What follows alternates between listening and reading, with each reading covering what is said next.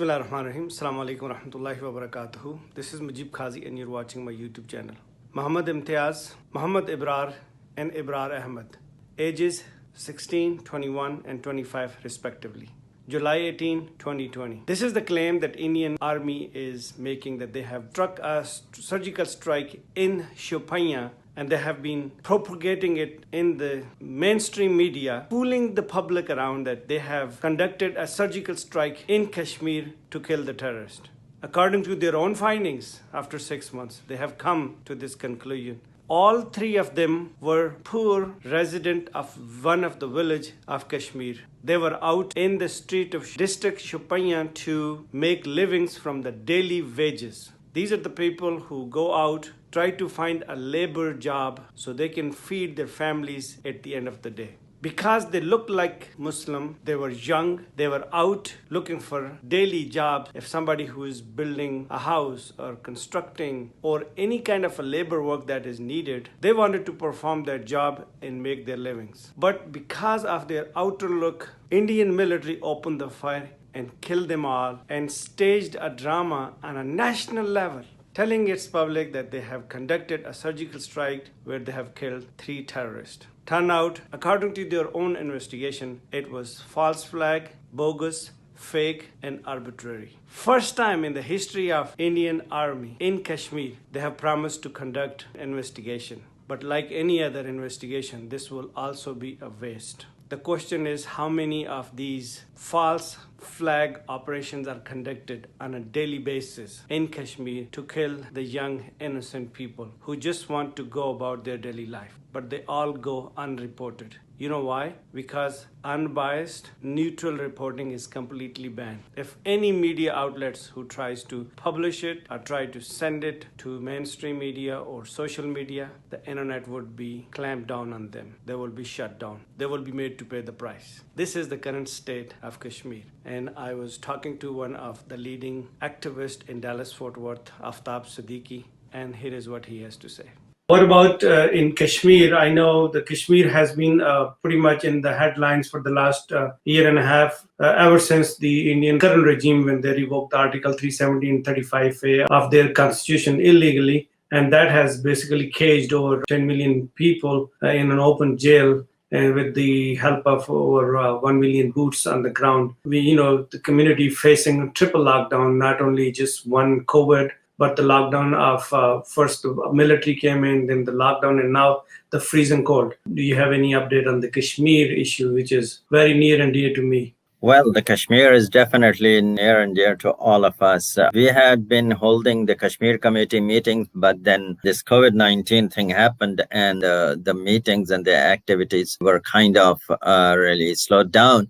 But it is a terrible situation in Kashmir. The Indian government really has been pretty bad. This is the only light at the end of the tunnel that I see here, or any change, very slight change, was that there were 2 or 3 military personnel are being prosecuted for killing of Kashmiri civilians.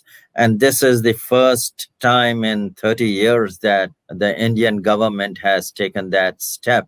So that is a welcome thing, and I certainly hope that the Indian government will really hold accountable its own military for the atrocities being committed in Kashmir. Otherwise, in Kashmir, it's a pretty bad situation. The business has been really very heavily affected negatively because of the continuous curfew and completely lack of any internet and other communications.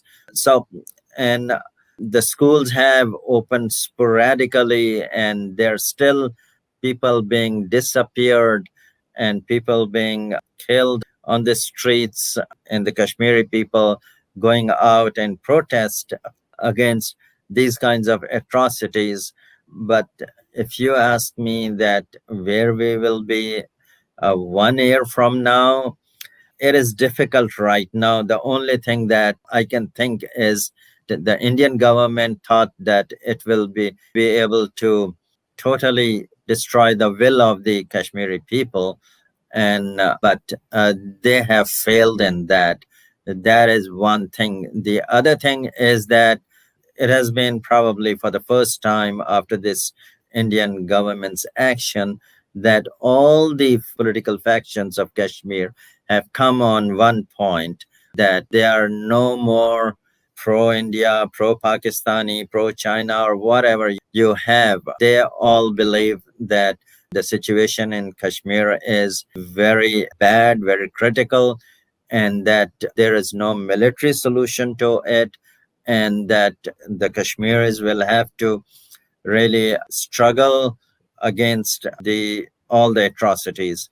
And let me say one thing, that the major atrocities might be coming from India, but the Pakistani government is not very helpful either. They have really stopped the Kashmiris from saying their point of view and expressing their will on their side of the border, and they have.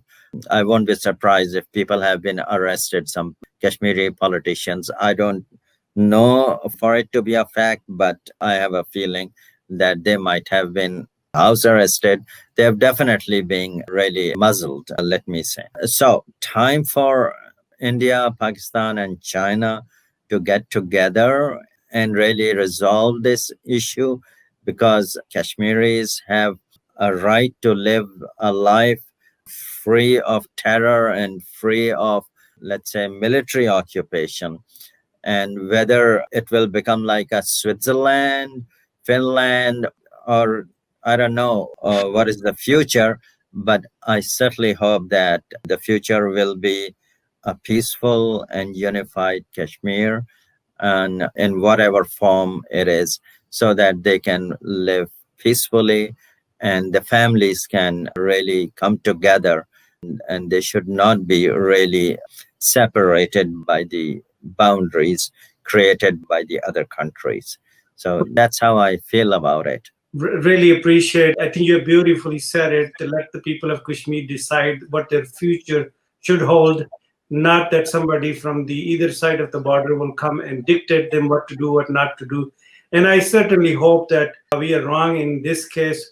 We already know what's happening on the Indian side of Kashmir, but if the reports that are coming from the Pakistani side of the Kashmirs, if they are being harassed for voicing their voices, that is very unfortunate, and that needs to be stopped, because that is not productive in any way and form and shape. People of Kashmir need to be given the right of self-determination, right to decide whether or not they want to be independent or be in line with any one of them, but not at the bullet point. They need to have a free will to decide what to do, what not to do. And we certainly hope that there is a peace, because there is no peaceful solution to any conflict that is out there in the world, whether it's Middle East, Kashmir, Afghanistan, or anywhere. The solution is the peace and talk.